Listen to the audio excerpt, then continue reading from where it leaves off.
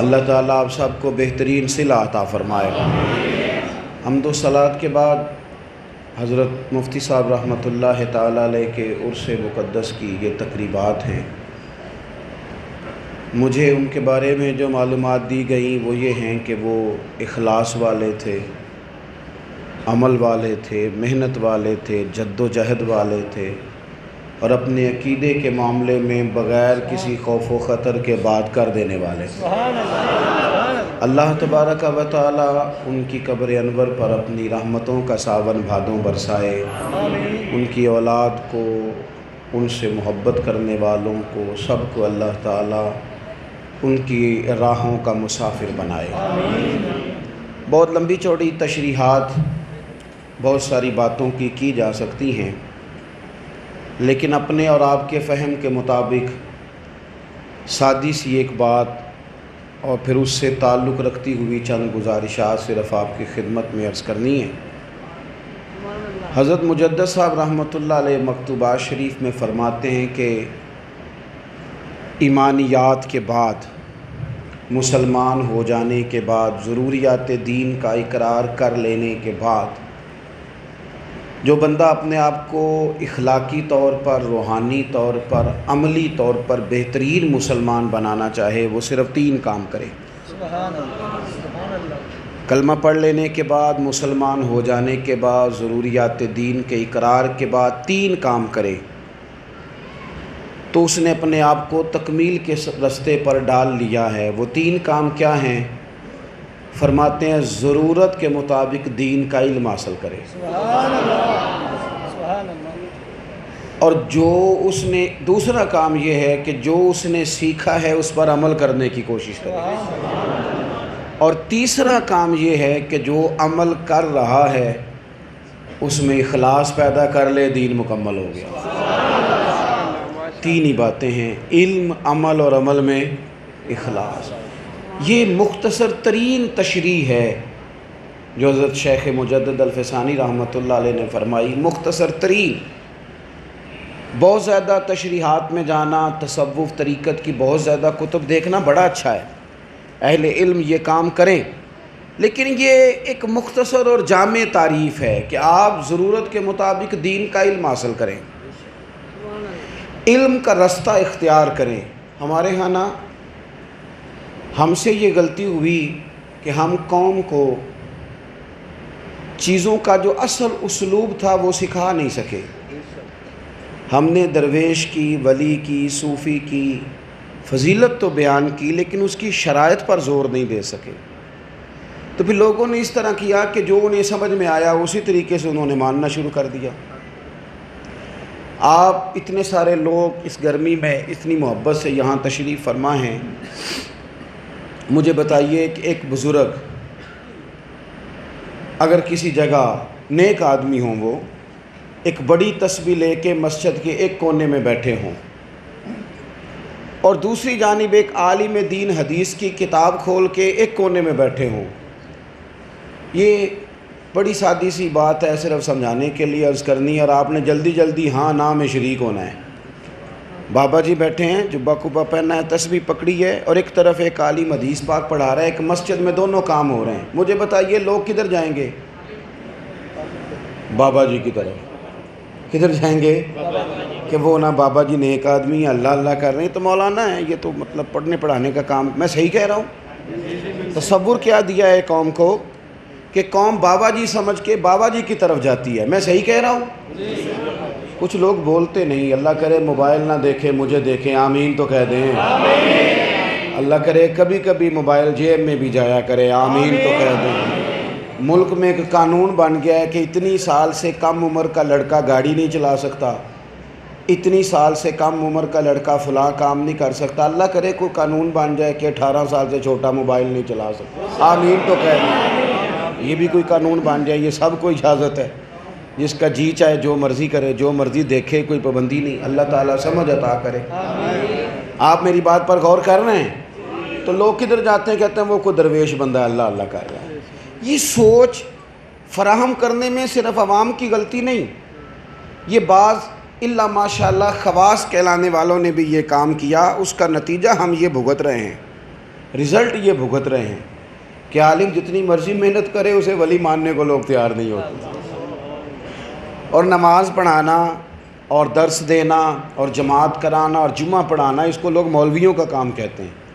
بھئی جس کو آپ مولویوں کا کام کہتے ہیں، داتا صاحب بھی یہی کام کرتے تھے، غوث پاک بھی یہی کام کرتے تھے، حضرت مجدد الفسانی بھی یہی کام کرتے تھے۔ جہاں سے ولایت بٹتی ہے، مولا علی شیر خدا بھی 5 نمازوں کی امامت فرماتے تھے، حضرت عثمان غنی بھی فرماتے تھے، فاروق اعظم بھی فرماتے تھے، اور افضل البشر بعد الانبیاء بالتحقیق حضرت ابو بکر صدیق بھی 5 نمازیں پڑھایا کرتے ہیں۔ چلیں بات ختم ہی کرتے ہیں، مدینے والے محبوب نے بھی جماعت کرائی ہے، حضور نے بھی جمعہ پڑھایا ہے، نبی پاک نے بھی عید کی امامت فرمائی ہے۔ کیا کدھر چلی گئی قوم، کدھر لگا دیا ہم نے؟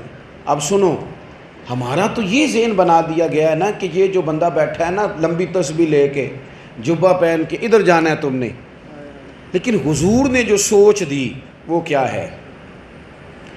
نبی پاک صلی اللہ تعالیٰ علیہ وآلہ وسلم مسجد شریف میں تشریف لائے، ایک جانب لوگ بیٹھ کے اللہ کا ذکر کر رہے تھے، عبادت میں ذکر میں اذکار میں مشغول تھے، ایک جانب ایک شخص کھڑا ہو کے دین کی بات کر رہا تھا، باقی لوگ دین کی بات سن رہے تھے۔ محبوب آئے، دونوں مجالس کے محافل کے دونوں حلقوں کے بیچ کھڑے ہو گئے، اور حضور نے کھڑے ہو کے فرمایا کہ دونوں محفل خیر کی ہیں، بڑا اچھا کام کر رہے ہیں جو ذکر۔ اب اس سے یہ مراد نہیں کہ ذکر چھوڑ دیا جائے، ہمارے ہاں یہ بھی مسئلہ ہو گیا نا، محفل لمبی اور تسبیح چھوٹی، نماز چھوٹی، یعنی آپ دینی بات کر رہے ہیں تو گھنٹوں ہو رہی ہے، اور نماز کی باری آئے تو لوگ بھاگنے لگ جائیں، یہ بھی درست نہیں۔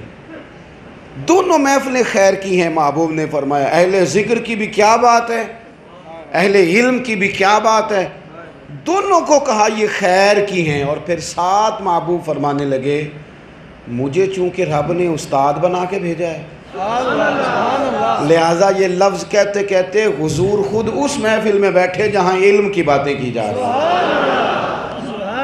تو ایک تو اپنے اندر علم کا شوق پیدا کریں اور اسے باقاعدہ عبادت سمجھیں، دین کی بات کو سیکھنا سکھانا، آپ کو ذہنی طور پر تیار ہونا پڑے گا کہ یہ اسی طرح ہے جس طرح میں تسبیح پڑھ رہا ہوں، آپ کو یہ ذہنی طور پر اپنے دل میں اور ذہن میں بات اتارنی پڑے گی کہ جس طرح تسبیح پر سبحان اللہ سبحان اللہ سبحان اللہ کہنے کا ثواب ہے، اسی طرح دارابا دارابا کہنے کا بھی ثواب ہے۔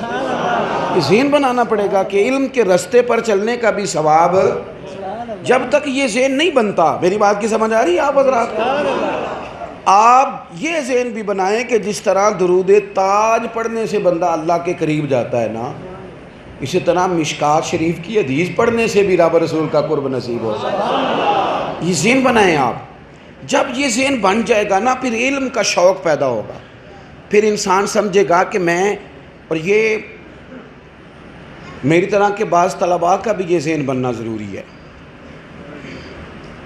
جب آپ عبادت سمجھ کر کتاب و سنت کو پڑھتے ہیں تو پڑھنے کا لطف اور ہو جاتا ہے، ذہن کی سطح سوچ اور طرح کی پرواز کرتی ہے جب آپ اس کو عبادت جان کے۔ ایک تو دین کا شوق، درد سے پڑھیں۔ ہمارے ہاں جو لوگ محفلوں میں آتے ہیں، اب تو خیر فوٹو والے آتے ہیں زیادہ تر، ہمارے ہاں جو لوگ زیادہ تر محافل میں مجالس میں آتے ہیں، ناراض نہیں ہونا آپ نے، وہ کانوں کے ذائقے کے لیے آتے ہیں، وہ انوکھی بات سنیں گے، وہ خاص بات سنیں گے، کوئی یہ ہوگا۔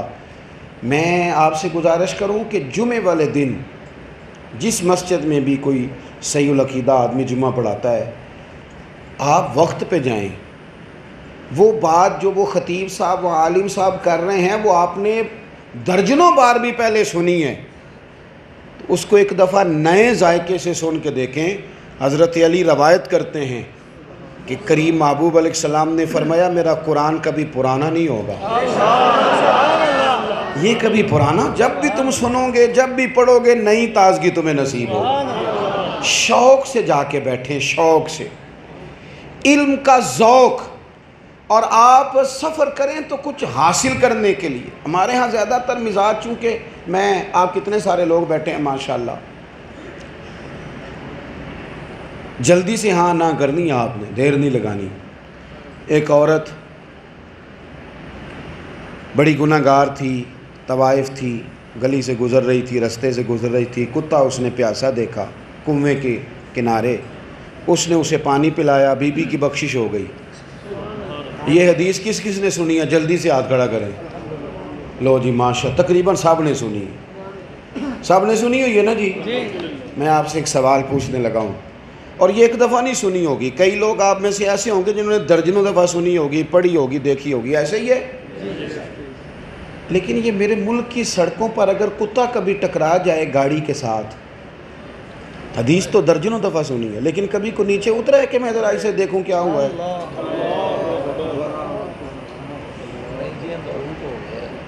کیا کبھی کسی نے یہ دیکھا ہے؟ کتا مر بھی جائے نا سڑک پہ تو مر گیا ہے، تو لکڑی کے ساتھ بھی کوئی اسے سائیڈ پہ نہیں کرتا، اس کا گوشت گاڑیوں کے ٹائروں سے لگ لگ کے سڑک صاف ہوتی ہے۔ ہم تو اس محبوب کے ماننے والے ہیں جنہوں نے کہا تھا ساری دنیا کے گناہ معاف ہو گئے کتے پیاسے کو نیرا پانی پلانے کی برکت سے۔ اور ہم نے سنی بھی یہ بات، یہ نہیں ہے سنی نہیں، آپ سب نے کہا ہم نے سنی ہوئی ہے۔ تو پھر تقریریں کس لیے؟ نیا جلسہ کس لیے؟ پھر 12 روزہ محفل کس لیے؟ 30 روزہ کس لیے؟ 45 روزہ کس لیے؟ کانوں کی لذت کے لیے؟ یہ یہاں کچھ خطیبوں کو، کچھ مولویوں کو، کچھ نعت خوانوں کو امیر کرنے کے لیے؟ کس لیے؟ اگر آپ نے بات سنی اور عمل ہی نہیں کیا، معنی کیا رہا بات کا؟ قرآن مجید فرماتا ہے انما یخشی اللہ من عبادہ العلماء، فرمایا اللہ کے بندوں میں سے جو عالم ہیں وہ تو رب سے ڈرتے ہیں۔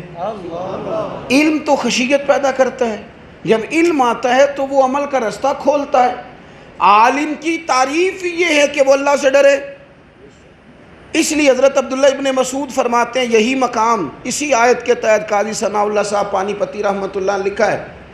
حضرت عبداللہ ابن مسعود فرماتے ہیں کہ جس نے اپنا علم چیک کرنا ہو نا، وہ دیکھ لے اس کے اندر اللہ کا ڈر کتنا ہے۔ الفاظ کا بام و در نہیں، جملوں کی اچھی ترتیب نہیں، لفظوں کا تلفظ نہیں، وہ بھی علامات ہیں، لیکن اس آیت کے تحت فرماتے ہیں وہ دیکھ لے جو جتنا رب سے زیادہ ڈرتا ہے اتنا بڑا عالم ہے، جو جتنا زیادہ ڈرتا ہے اتنا بڑا عالم ہے۔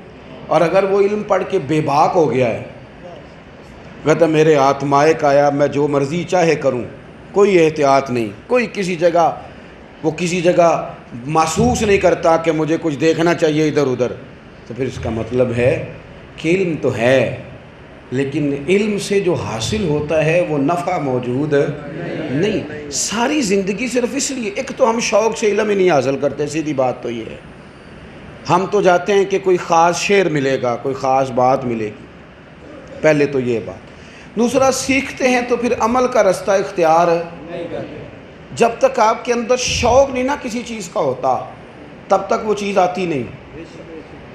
چلو سارے لوگ ایک دوسرے سے پوچھتے ہیں آپ کو کیا پسند ہے، آپ کو کیا پسند ہے، آپ کو کیا پسند ہے۔ میرے ابا جی کسان تھے، تو تھوڑے بہت ہم جب پڑھتے تھے تو اس وقت رسالے شوق ہوتا تھا، تو رسالے اکثر چھپتے تھے، ماہنامے زیادہ تر لوگوں اب بھی چھپتے ہیں، لیکن اب چونکہ وہ ٹرینڈ نہیں ہے نا، تو کتاب کا معاملہ ہی ختم ہوتا جا رہا ہے اللہ ماشاء۔ تو لکھا ہوتا تھا زیادہ تر پھول کون سا پسند ہے، رنگ کون سا پسند ہے، لکھا ہوتا تھا نا جی، یہی 2-4 رٹے رٹائے سوال ہوتے تھے۔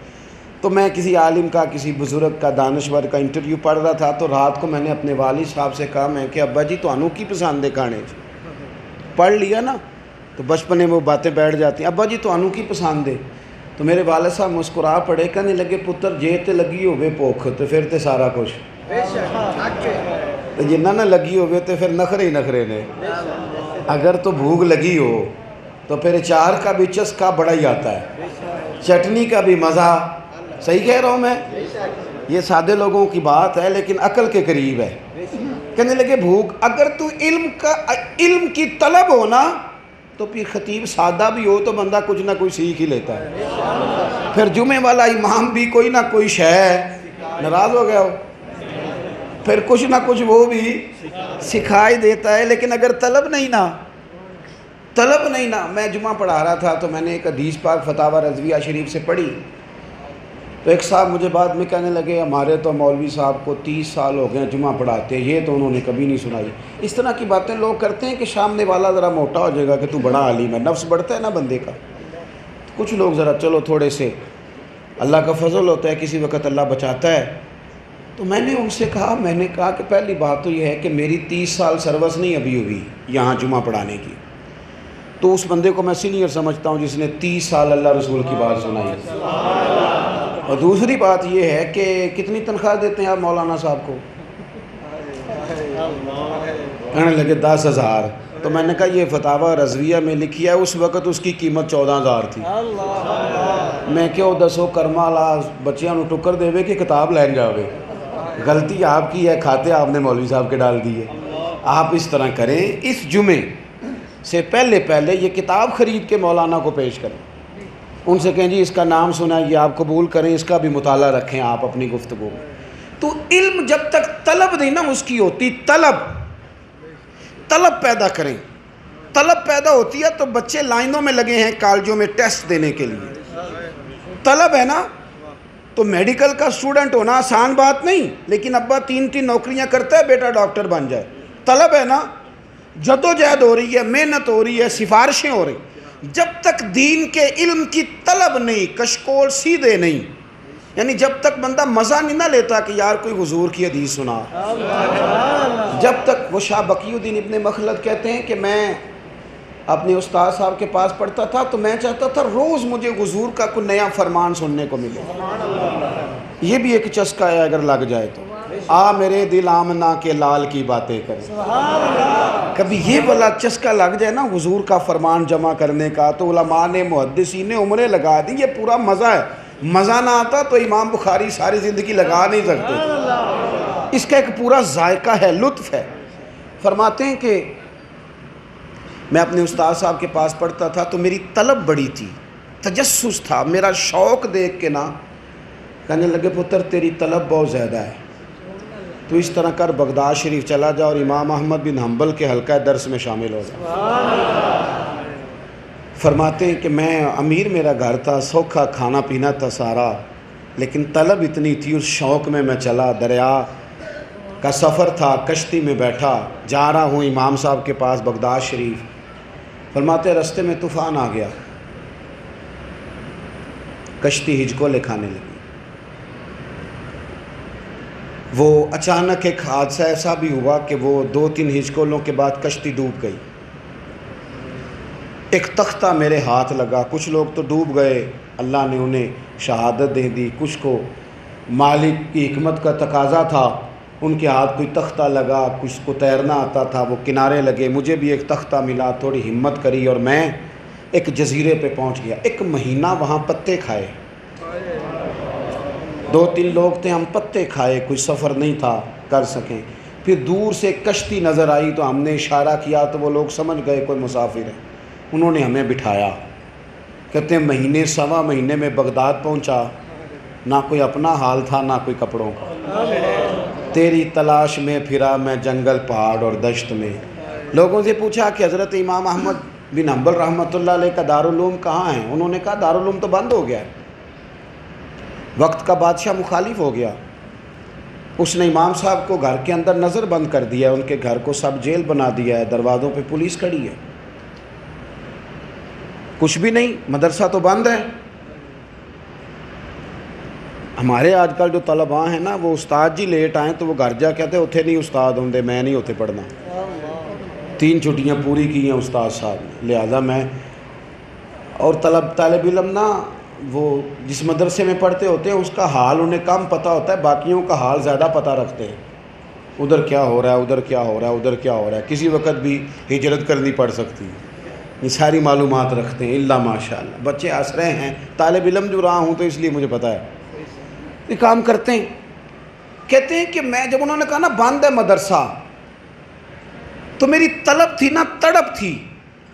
تو میرے دل کے اندر خیال آیا کہ میں نے ایسے نہیں واپس جانا. میں نے ایک آدمی کی بھی توجہ ہے میری بات پر. آپ تشریف رکھیں گی ویڈیو والے سنگی، اللہ آپ کو خوش رکھے. ویڈیو تو انہوں نے ملتی رہتی ہے تو میں تو ٹر جانا ہے. اور بات ہو جائے کوئی. فرماتے ہیں کہ میں نے لوگوں کی منت کی، یار پتہ کوئی مجھے بتائے کہ حضرت کا گھر کہاں ہے. تو لوگ اتنے ڈرے ہوئے تھے، آپ کو پتہ ہے مارشل لا کے زمانے سختی ہوتے ہیں، لوگ ڈرے ہوئے تھے، کوئی اشارہ بھی نہیں کرتا تھا.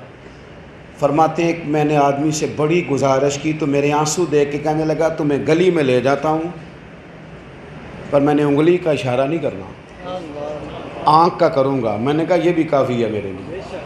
کہتے ہیں وہ امام صاحب کی گلی میں لے گیا تو اشارے سے کہا، اشارے سے، سنا ہے آستانہ، سنا تھا کہ آستانہ یار دور ہے پر ہم نے بھی ٹھان لی تھی کہ جانا ضرور ہے. فرماتے ہیں اشارہ کیا کہ ادھر ہے.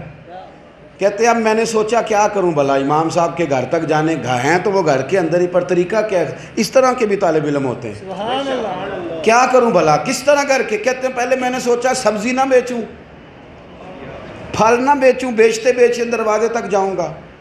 پھر سوچا میں کوئی مزدور نہ بن جاؤں، گھروں میں جو کام کرتے ہیں سودا سلف لا کے دیتے ہیں. یہ ساری باتیں ایسی تھی کہ شاید کو پہنچنے دے کہ نہ پہنچنے دے. آخر میں نے سوچا یوں نہیں، میں نے نہ سر سے پگڑی اتاری، کپڑے پہلے ہی پھٹے پرانے تھے، گلے میں مانگنے والا کشکول ڈالا، ایک ایک دروازے پہ صدا لگائی، 1 دینار مل جائے گا، 1 دینار مل جائے گا، 1 دینار مل جائے گا، کوئی 1 دینار مل جائے گا. سجنا یار منون دی خاطر اساں کی پیس بٹائے. فرماتے ہیں وہ 1 دینار کا سوالی بن کے میں گلی گلی گھومتا، کئی گلیاں گھومتا، پیچھے سے شروع کیا تاکہ شک نہ پڑے. امام صاحب کے گھر آیا، دروازے پہ صدا دی، 1 دینار کا سوالی ہوں. کہتے ہیں سونا چہرہ، روشن آنکھیں، کشادہ پیشانی اور چہرے پر عالمانہ وجاہت. سادہ امامہ باندھے، چھڑی پکڑے، جب دروازہ کھلا پہلی نظریں لوٹ لے ماہی تیرے ہار شنگار. کہتے ہیں قربان ہونے کو جی چاہا.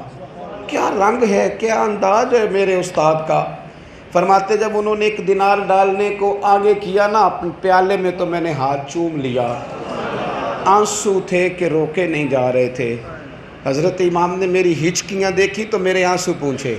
کہا پتر اتنا کیوں روتے ہو، کوئی مجبوری ہے. ایک واری میری آنکھیاں چوں اونا نے اتھرو پونجے سن، ہوں تے چسکا پہ گیا رونے دا، ہوں تے چسکا ہی پہ گیا رونے دا تے ہر ویلے آہو زاری دا. فرماتے کیا بات ہے.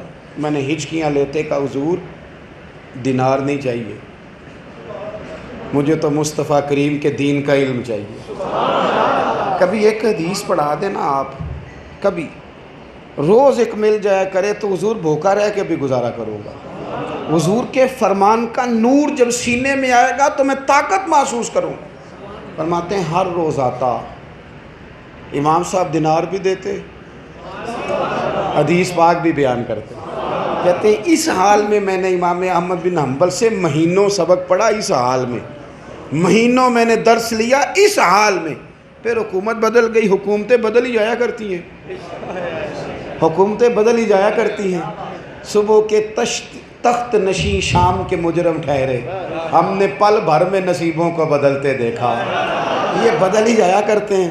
کہتے ہیں بدل گئی حکومت، نیا بادشاہ آیا تو عقیدت مند نکلا، اس نے مدرسہ پہلے سے بڑا بنا کے دیا. فرماتے ہیں امام صاحب کا ممبر سونا سجا ہوا، ہم نے بھی پھر نہ کپڑے بدل لیے، ہم نے بھی پگڑی باندھ لی، خوشبو لگا لی. جب میں اندر پہنچا نا پہلا قدم رکھا تو امام صاحب اٹھ کے کھڑے ہو گئے. فرمانے لگے سجنا تو ذرا نیڑے آ جا، سبق ساری دنیا نے پڑھا ہے پر جو تو نے پڑھا ہے نا پڑھانے کا بھی مزہ ہی آ گیا. آگے تو ذرا جے محبوب بلاوے ایک دم سر نو پیر بنائیے، وہ سر منگے تے سر دے دئیے، کدے بھی دیر نہ لائیے تے یار دا کدے بھی گلا نہ کریے، پاما سیک دے ہی مر جائیے، آزم یہاں تے لائیے ہی نہ تے جے لائیے تے پھر توڑ نہیں بھائیے. اگر آپ شوق پیدا کر لیں گے نا علم کا، جتنی پیاس زیادہ ہوتی ہے پانی کا مزہ اتنا ہی زیادہ آتا ہے. ہمارے ہاں نا وہ دین کے علم کا وہ شوق نہیں، آپ وہ شوق پیدا کریں. آپ کے ہاتھ میں کاغذ قلم، حضرت غوث پاک رضی اللہ تعالیٰ عنہ تقریر فرماتے تھے، 300 علماء کاغذ قلم لے کے بیٹھتے تھے، 300 لوگ۔ آپ اگر جتنی آج تک جمعے پڑھے ہیں نا، جتنی محفلیں ہم نے سنی ہیں، اگر روز ہمارا طریقہ ہوتا نا، روز کچھ لکھنے کا، کوئی مسئلہ سنا ہے تو اس کو درج کرنے کا، تو ہمارے پاس ذاتی خزانہ کافی ہوتا۔ لیکن وہ تو سارا کچھ کانوں کی لذت کے لیے، ہو آج بڑا مزہ آیا، آج بڑی کامیابی ہوئی، آج جناب کیا سر تھی، کیا آواز تھی، کتنا مجمع تھا۔ اس سے باہر نکلیں، اب شعور کی آنکھ کھولیں، حضور کے علم شریف کا فیض پائیں۔ اور پتہ ہے نبی پاک صلی اللہ علیہ وسلم نے کیا فرمایا ہے؟ حضور نے فرمایا عالم اور عابد دونوں اللہ کی بارگاہ میں پیش کیے جائیں گے، عالم بھی اور عبادت کرنے والا دونوں پیش کیے جائیں گے۔ تو اللہ عابد سے فرمائے گا تو جنت میں چلا جا، اور عالم سے فرمائے گا تو ٹھہر جا۔ یا اللہ میرے لیے کیا حکم ہے؟ فرمایا آپ لوگوں کی سفارش کریں، امام باقی حدیث لائیں، آپ ٹھہریں، آپ سفارش کریں، علماء قیامت میں سفارش کریں گے اللہ کی بارگاہ میں۔ تو مزاج علم کا بنائیں، طالب علم بن جائیں، اور اس کے لیے عمر کی شرط نہیں۔ ہمارے یہاں کچھ لوگ کہتے ہیں میری زبان موٹی ہو گئی یا مجھ سے کام نہیں ہوتا۔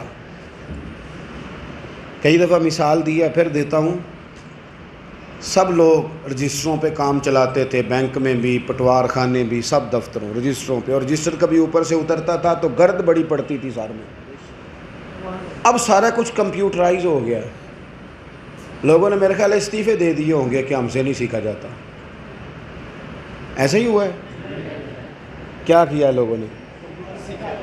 40,000 کی نوکری بچانے کے لیے، 40,000 کی نوکری بچانے کے لیے 60 سال کے بابے نے بھی کمپیوٹر سیکھا ہے کہ میری نوکری بچ جائے، 55 سال کے آدمی نے بھی سیکھا ہے کہ میری نوکری۔ اگر 40 سال کی نوکری بچانے کے لیے کمپیوٹر سیکھ سکتے ہو تو اپنی قبر اشر بچانے کے لیے قرآن حدیث نہیں سیکھ سکتے؟ اپنے تلفظ کو ٹھیک نہیں کیا جا سکتا؟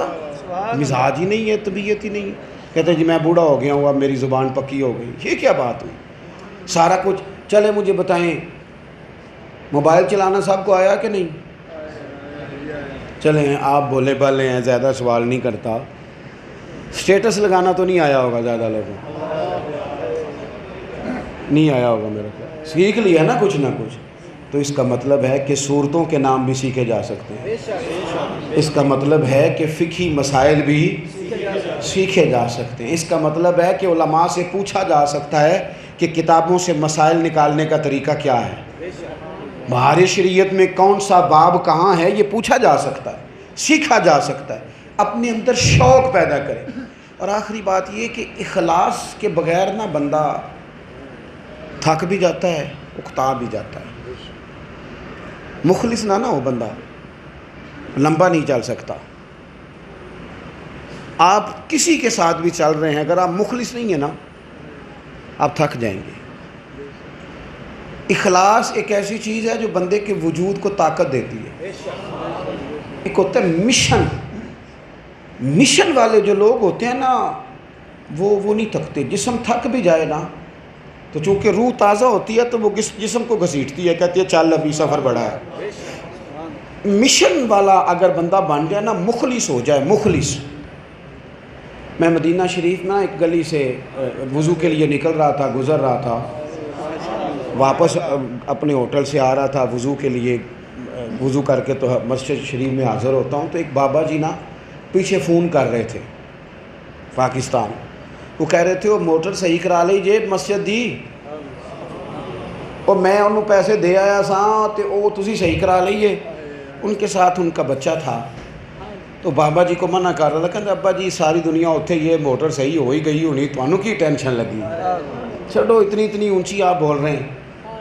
وہ بچے ہمارے زیادہ سمجھدار ہیں نا آج کل بزرگوں سے، اللہ ماشاءاللہ۔ تو میں نے اس کو ہاتھ تھاما، میں نے کہا تجھے پتہ ہے یہ بابا کیا کر رہا ہے؟ اس کو مسجد سے پیار ہے، اور اس کو کہنے دے یہ بات، یہ کرنے دے، اس لیے کہ یہ پتہ ہے کس کے سامنے کر رہا ہے؟ مدینے والے محبوب کے سامنے۔ اسے کرنے دے اپنی ذمہ داری کی بات۔ کوئی مشن تو ہے نا اس کا، کوئی مشن تو ہے۔ آپ مخلص ہو جائیں، اپنے ماں باپ کے ساتھ مخلص ہو جائیں، نہ چوری کمیٹیاں ڈالیں ابا جی سے، مخلص جو ہیں اصل ہو جائیں، مخلص ہو جائیں آپ اپنے بہن بھائیوں کے ساتھ. کیا ضرورت ہے جھوٹ بولنے کی؟ آپ اخلاص والے ہو جائیں، عطا کرنے والا تو رب ہے. مخلص ہو جائیں، دوسرا کیا کر رہا ہے اسے چھوڑ دیں، آپ اپنے اپنے کام سے مخلص ہو جائیں، دنیا میں سکون پیدا ہو جائے گا. اخلاص ضروری ہے، مخلص ہونا ضروری ہے. میں طالب علموں سے اکثر کہتا ہوں صرف جمعہ پڑھانے کے لیے کتاب دیکھتے ہو، لوگوں کو سنانے کے لیے نہیں آئے گا تمہیں علم، یہ بڑا غیور ہے. اسے اپنے نفع کے لیے سیکھو. جب چیز تمہارے اوپر طاری ہوگی پھر کسی اور کو بھی فائدہ دے جائے گی. لیکن اگر مزاج یہ ہے کہ میں نے صرف وہ دیکھنی ہے جس سے لوگ واہ واہ کریں، تو وہ تو نہیں آتی، پھر تو آپ اسی جگہ رہ جائیں گے جس جگہ آپ ہیں. مخلص ہو کر جب آپ دین کا کام کرتے ہیں، مخلص ہو کہ ہمارے حاجی ابو داؤد محمد صادق صاحب رحمۃ اللہ علیہ، وہ صرف ممبر پہ نہیں، وہ گلیوں میں بھی گزر رہے ہوتے تھے، تبلیغ کر رہے ہوتے تھے. اذان ہو گئی تو پتر جماعت دا ٹائم ہو گیا، آجا میرا پتر بعد اچ کام کری. گلی سے گزر رہے تھے تو ایک بچی بے پردہ جا رہی، تو ایسے منہ کیا ہوا اس طرف، کہتے پتر مسلمانہ دی تھی پردہ کر. جیسے وہ کوئی بندہ غصے سے بات کرتا ہے، بچی کہنے لگی جا بابا اپنا کام کر. فرمان لگے میرا یہی کام میں کام نہیں لگا، یہی کام میں پتر میرا ساری دیہڑی میں کام ہی لگا ہوں، اور 10 میں کی کراں. تو وہ جملوں میں اثر تھا نا. اس بچی نے اسی وقت اٹھا کے پلو چہرے پہ پردہ کر لیا. مخلص تو ہو جائے نا یار، کوئی بندہ اخلاص والا تو ہو نا. آپ مخلص ہو جائیں، دیانتدار ہو جائیں، اخلاص کے ساتھ کوئی کام کرو گے وہ تھکائے گا نہیں آپ کو. آپ وہ کرتے رہیں گے کرتے رہیں گے کرتے رہیں گے زندگی بھر کرتے. حضرت خالد بن ولید رضی اللہ تعالیٰ عنہ نے ساری زندگی میدان میں گزاری ہے، جسم پر 1 انچ جگہ نہیں تھی جہاں زخم نہ ہو، 1 انچ جہاں زخم کا نشان نہ ہو. حضور نے انہیں سیف اللہ کہا. وقت وصال آیا تو پتہ کیا فرمانے لگے؟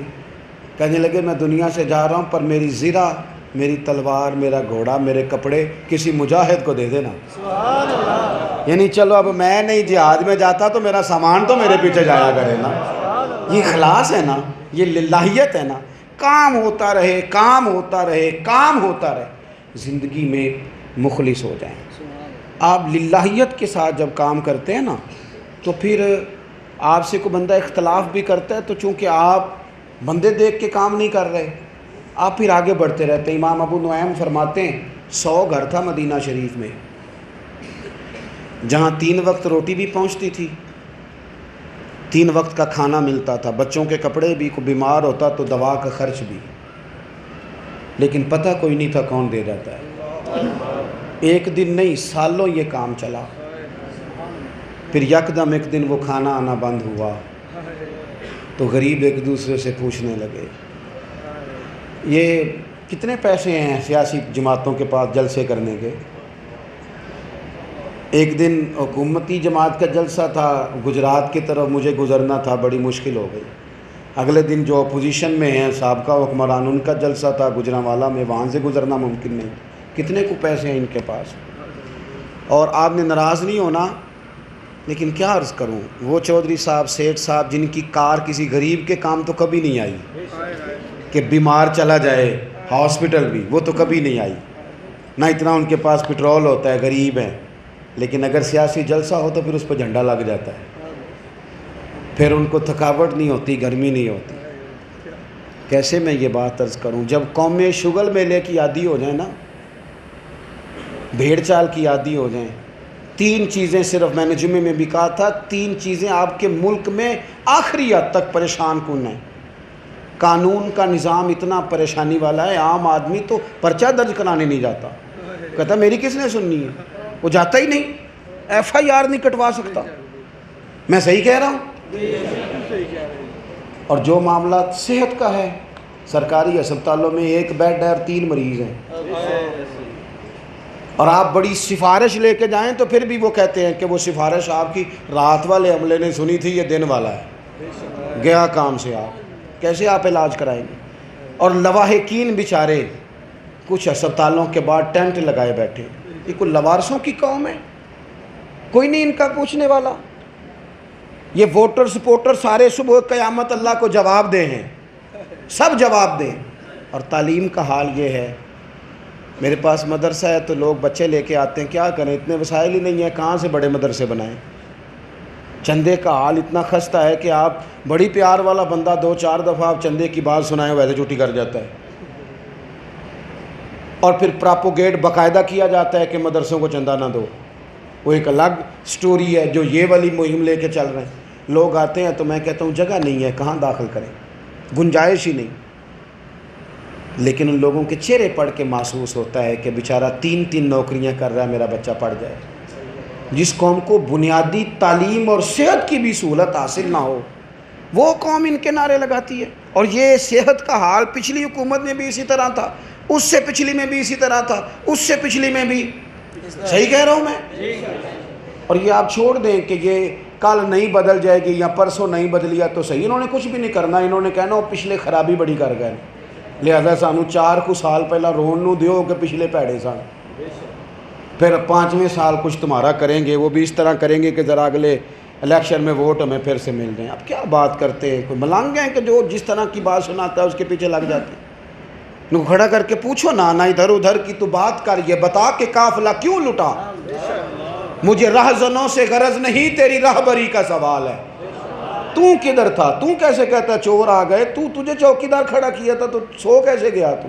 سونا جنگل، رات اندھیری، چھائی بدلی کالی ہے، سونے والوں جاگتے رہنا، چوروں کی رکھوالی ہے۔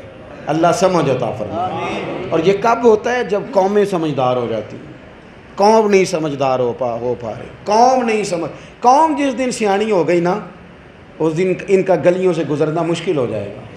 لیکن کیا کریں، قوم ہر سیاسی جماعت کو بندے مل جاتے ہیں نعرے لگانے والے، سب کو مل جاتے ہیں گاڑیوں کے پیچھے بھاگنے والے۔ تو جب قوم کو ان کو پتہ ہے کہ ہم نے جو بھی ان کو انداز دینا انہوں نے ہمارے ہی رہنا ہے، تو ٹھیک ہے چل رہا ہے سسٹم، پھر رونے کا کیا مطلب؟ بہرحال بات لمبی نہ ہو جائے، ہم سارا خرچہ غلط جگہ پہ کرتے ہیں۔ نون دولتی لوگ جو ہیں نا، اللہ ماشاء، جن کے پاس نیا پیسہ آتا ہے، وہ بھی کہتے ہیں میرے پاس پیسے آیا تو میں نظر کیسے آؤں کہ پیسے آئے ہیں۔ وہ پھر چاہتے ہیں کہ مجھے بھی کوئی عہدہ ملے، کہیں میں بھی کوئی دعوتیں پکاؤں، کوئی میرا بھی کوئی نام شام ہو جائے۔ خدا نے فضل سے دیے ہیں تو رب کی مخلوق پہ لگا، مخلص ہو جا تاکہ کچھ فائدہ ملے تجھے۔ امام ابو نعیم کہتے ہیں 100 گھروں میں لنگر آتا تھا، کھانا آتا تھا، ہر چیز پہنچتی تھی، پتہ کوئی نہیں تھا کون دے جاتا ہے۔ کوئی نقاب پوش آتا، نام پوچھتے تو وہ ناراض ہو جاتا، تیرا نام کیا؟ تو ناراض ہو جاتا۔ کہتے پھر اچانک کھانا آنا بند ہوا، تیرے گھر کب سے نہیں آیا؟ کہا 18 محرم سے۔ تیرے گھر کب سے نہیں آیا؟ 18 محرم سے۔ تیرے گھر تو پتہ کرو 18 محرم کو کیا ہوا؟ تو پتہ چلا 18 محرم کو امام زین العابدین کا وصال ہوا رضی اللہ تعالی۔ شیر خدا کے پوتے اپنی پشت پر اناج کے تھیلے رکھ کے غریبوں کے دروازوں تک پہنچا کے آتے۔ غسل دیا جا رہا تھا تو موٹے موٹے نشان تھے مقدس کمر پر۔ لوگوں نے کہا یہ کاہے کے نشان ہیں؟ تو صاحبزادے کہنے لگے میرے ابا جی بڑھاپے میں بھی اپنی پشت پر بوریاں رکھ کے غریبوں کے دروازوں پہ جاتے تھے۔ حضور آپ جوان تھے، آپ کیوں نہیں جاتے تھے؟ فرماتے میں تو منت کرتا تھا مجھے بھیج دیں۔ کہتے تھے پتر تو ٹھیک کہتا ہے، تجھے ہی بھیجنا چاہیے، لیکن اگر تجھے بھیجوں گا تو پھر اس غریب کا نام بھی تو بتانا پڑے گا نا جس کے گھر جانا۔ تو یہ تو میرا اور میرے رب کا راز ہے، یہ تو راز ہے میرا اور میرے رب، میں کیسے اس بندے کو رسوا کر راز مخلص ہو جائے۔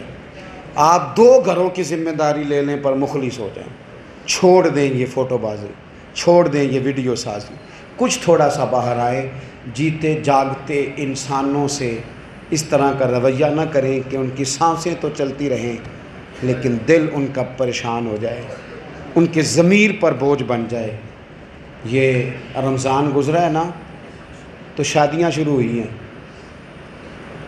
تو میرے سے لوگ پیار کرتے ہیں تو غریب بیٹیوں کے باپ آ کے ملے ہیں، حضرت جی چاہیے کچھ نہیں بس دعا کر چھڑنا۔